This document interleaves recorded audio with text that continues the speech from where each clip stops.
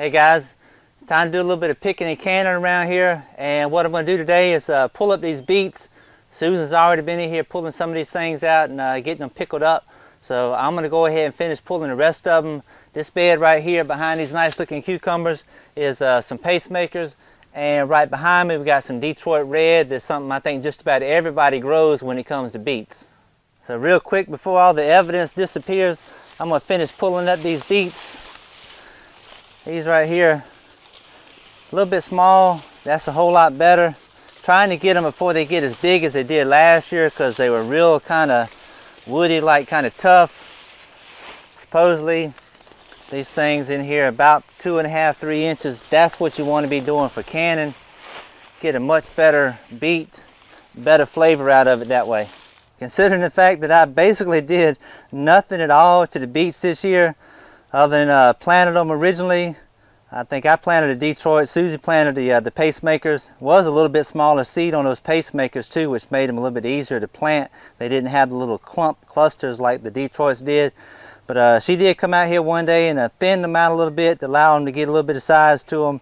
And that was it. Just try to give them a little water once in a while. I haven't been around here a whole lot, so they didn't get as much water as they probably should have or could have used. But I think that turned out pretty good, and it's time to go get some canning done. Alright guys, that's going to take care of my beets for this year, or our beets for this year. And what do people do with them? There's only one thing I know of to do with beets to keep them long term. That's to pickle them. This is a jar that Susie did earlier. Absolutely beautiful beets right here. Very good taste to them. The smaller beets I think will taste much better than some of the larger ones I had last year. If you want to know the correct proper way with no shortcuts to do some canning beets particularly, there's a video link at the bottom of this video in the description box where Susie canned these things. Show you exactly how to do it. Follow her directions. You won't have no trouble whatsoever. Also, people wondering what else I had going on here in the greenhouse. It's really filled up the last 6 weeks or so.